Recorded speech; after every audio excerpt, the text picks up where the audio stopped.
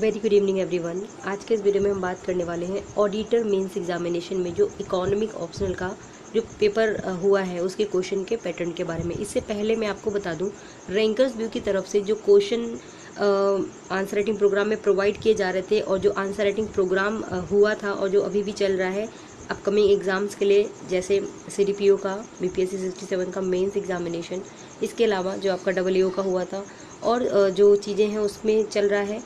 तो आप लोगों ने ज्वाइन किया होगा ऑडिटर मेंस के लिए जो इकोनॉमी ऑप्शन अपने द्वारा कंडक्ट कराया जा रहा था कोचिंग के द्वारा। तो उसमें आपने देखा कि काफ़ी हेल्प हुआ है, काफ़ी क्वेश्चन टकराए हैं और आपको सहूलियत रही होगी। जैसे इंटरव्यू में भी कैंडिडेट्स ने बोला कि काफ़ी सहूलियत रहती है यदि मॉक टेस्ट पहले दिया जाता है। तो जैसे अपने कोचिंग में जो चीज़ें प्रोवाइड कराई जा रही हैं, जैसे मेंस आंसर राइटिंग प्रोग्राम हो गया, तो इसमें काफ़ी हेल्प हो जाती है कि वो चीज़ें आपको एकदम वहाँ पे बताई जाती हैं कि किस तरीके से प्रश्न वहाँ पे लिखना है और क्या क्या जो टॉपिक रहता है, और उसी टॉपिक से जैसे प्रश्न टकराता है तो काफ़ी हेल्प होता है। तो अभी जो हमारा क्लास में जो चल रहा है आंसर राइटिंग प्रोग्राम, उसमें 67 का मेंस आंसर राइटिंग चल रहा है। इसके अलावा CDPO का तो जो है बच्चों ने ज्वाइन कर रखा है, सारी चीज़ें हैं, ठीक है। तो DI का क्लास भी चल रहा है वहाँ पे। अपकमिंग में जो 67 का एग्ज़ाम है उसके लिए जो है आपको काफ़ी हेल्प हो जाएगी। और जो अभी हम आपको पेपर बता रहे हैं, जैसे हमने आपको GS 1 और 2 बताया था, तो वो भी आपको 67 में काफ़ी हेल्प करेगा। तो टेस्ट सीरीज़ अगर आपको ज्वाइन करना है और आपको देखना है कि आपको कितनी तैयारी जो है आपकी जो है हुई है, और अगर आप अपना मूल्यांकन करना चाहते हैं और बेहतर करना चाहते हैं तो आप दिए गए नंबर 7004291557 पे कांटेक्ट कर सकते हैं। तो चलिए सबसे पहले हम देख लेते हैं यहाँ पे प्रश्न किस तरीके के आए हैं। तो सेक्शन 1 में अगर देखें तो क्वेश्चन नंबर 1 है। इसमें पूछा गया है कि राष्ट्रीय आय लेखांकन से आप क्या समझते हैं, इसके विभिन्न अवयवों की व्याख्या कीजिए। नेक्स्ट क्वेश्चन यदि हम देखें, क्वेश्चन नंबर 2, उपभोक्ता संतुलन क्या है? उदासीनता वक्र विश्लेषण की मदद से उपभोक्ता कैसे संतुलन प्राप्त करता है?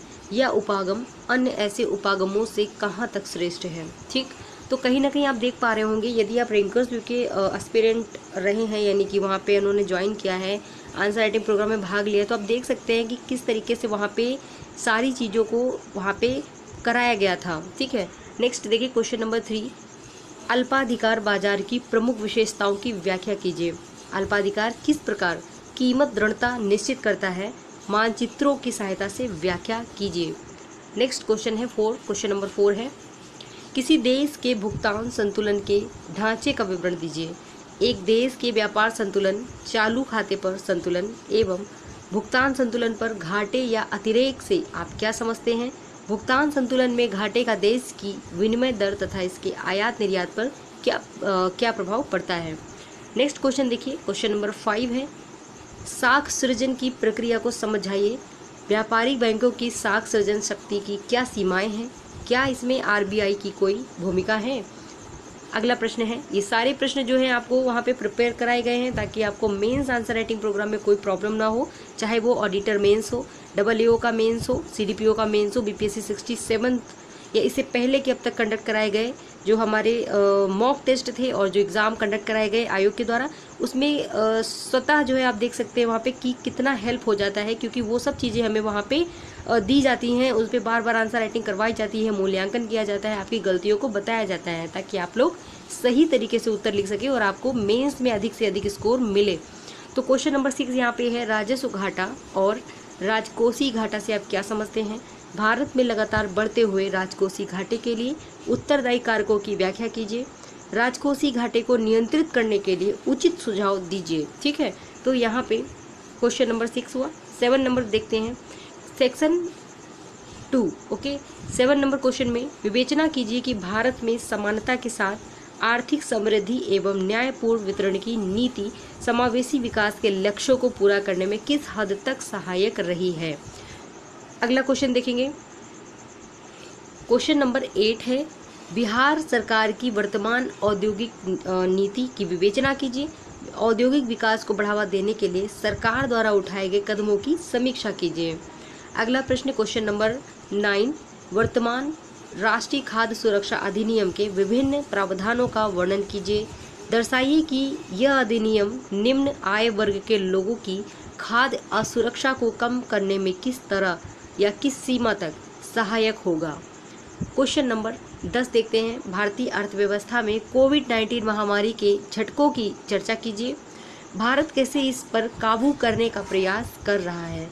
क्वेश्चन नंबर 11, विश्व व्यापार संगठन WTO के अंतर्गत संचालित अंतर्राष्ट्रीय व्यापार के संदर्भ में विश्व के विकसित एवं विकासशील देशों के मध्य कुछ विवादित मुद्दों की चर्चा कीजिए।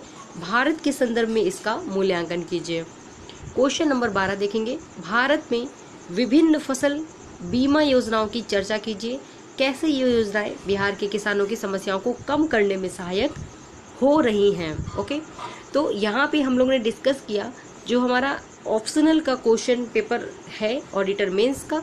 अपकमिंग में जो भी एग्ज़ाम है उनकी प्रिपरेशन के लिए जो आंसर राइटिंग प्रैक्टिस है उसके लिए आपको यदि रैंकर्स व्यू का mains answer writing program join करना है तो आप ज्वाइन कर सकते हैं। 7004291557 पे आप कांटेक्ट कर सकते हैं और आपको किसी भी तरीके की इंक्वायरी या क्वेरी या फिर किसी तरीके का पेड कोर्स, इंटरव्यू या मेंस आंसर राइटिंग प्रोग्राम आपको चाहिए तो आप यहाँ पे कांटेक्ट करके पता कर सकते हैं। ठीक है, बाकी जो अपडेट्स हैं आपको चैनल में मिलते रहेंगे। अगर आप चैनल में नए हैं तो चैनल को जरूर सब्सक्राइब करें। मिलेंगे अगली वीडियो में, तब तक के लिए जय हिंद।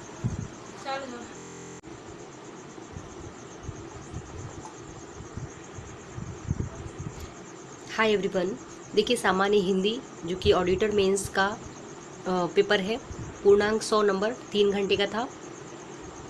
तो यहाँ पे सभी प्रश्नों के उत्तर देने हैं और अपने ही शब्दों में देने हैं। यहाँ पे कुछ अनुदेश थे जिनको हमने देखा। अब हम बात करते हैं प्रश्नों की। सबसे पहला है, यहाँ पे एक निबंध दिया गया जो कि 500 शब्दों में आपको लिखना था। कोरोना महामारी, प्लास्टिक की दुनिया, पेड़ पौधे और हमारा जीवन, राष्ट्रीय शिक्षा नीति 2020, मेरा प्रिय कवि और पराधीन सपने हूँ सुख नाही। ये थोड़ा सा अलग हो जाएगा। अब अगला देखते हैं, इनमें से कोई एक आपको निबंध लिखना था। एक यहाँ पे शीर्षक दिया गया है, ठीक है, उसको पढ़ेंगे, रीड करेंगे और उसके बाद में उसका मतलब जो सार है, सार को पढ़ना है। उसके बाद उपयुक्त शीर्षक जो है आपको बताना है। ठीक है, तो यहाँ पे हो गया। अब बात करते हैं तीसरे नंबर की। निम्नलिखित सभी अशुद्ध वाक्यों को शुद्ध कीजिए। यहाँ पे जो वाक्य दिए गए हैं, एक प्रलयी प्रचंड हुंकार हुआ, ठीक, इसे शुद्ध करना है और अपने शब्दों में लिखना है। फिर खा में है, मुझे संदेह है कि युद्ध 1947 के पहले बंद हो जाएगा। किस तरीके से इसको शुद्ध करना है, ये चीज़ करनी है आपको। ये सारे वाक्य जो है आपको शुद्ध करने थे। ठीक है, तो ये चीज़ें हो गई। इसके बाद में इधर भी है। अब क्वेश्चन नंबर 4, निम्नलिखित मुहावरे लोकोक्तियाँ में से किन्हीं 5 के अर्थ लिखें और उन्हें प्रयुक्त करें, यानी कि वाक्य बनाएं। उसका मार्क्स उसके सामने दे रखा है।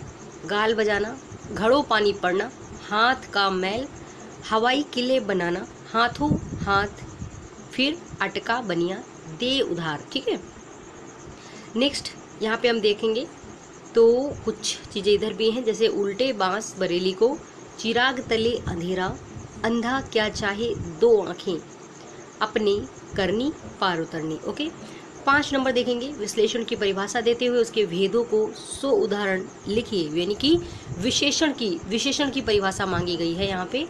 क्वेश्चन नंबर 6, निम्न में से किन्हीं 5 के 2-2 पर्यायवाची शब्द लिखने थे। यहाँ पे आपके सामने इतने सारे ऑप्शन थे, आपको केवल 5 के ही पर्यायवाची लिखने थे, 2-2, जिसमें है किनारा, बिजली, असुर, वसंत, हाथी, सुंदर, पंडित, वन, बादल और नदी।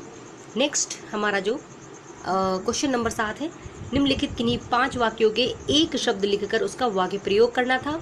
बिना वेतन कार्य करने वाला के लिए एक शब्द, कठिनाई से मिलने वाली के लिए एक शब्द, जिसके नीचे रेखा हो, सो जाना ना जा सके, जो जाना ना जा सके, जो सहन शक्ति रखता हो, जिसे कर्तव्य सूझ न रहा हो, जिस पर मुकदमा चल रहा हो, 100 वर्षों का समूह, जो जल और थल दोनों में रहे, शक्ति के अनुसार। ठीक है, नेक्स्ट क्वेश्चन नंबर 8, निम्न में से किन्हीं 5 समासों के समस्त पदों का विग्रह करना था और उसका समास बताना था। बारहसिंगा, नरसिंह, हाथों हाथ, रथारूढ़, यथारुचि। इसके अलावा 5 इधर हैं, गैर हाजिर, कंकड़ पत्थर, नवरात्रि, नकटा, महादेव। ओके, 9 नंबर देखेंगे। निम्न में से किसी 5 उपसर्गों के 2-2 शब्द बनाने थे। अ, अन, अध, औ, उन, कु, दु, नी, बिन और भर। ओके, तो ये हमारा पेपर हिंदी का हो गया है। और इसके बाद हमने जो है इसमें बात की कि ऑडिटर में जो मेंस का ऑप्शनल है वो है इकोनॉमी। इसके अलावा भी ऑप्शनल्स हैं, जैसे मैथ्स हो गया आपका, तो यहाँ पे हमने ऑडिटर के जो इकोनॉमिक ऑप्शनल है उसकी चर्चा भी की है, आप देख सकते हैं। तो चलिए मिलेंगे अगले वीडियो में। जय हिंद।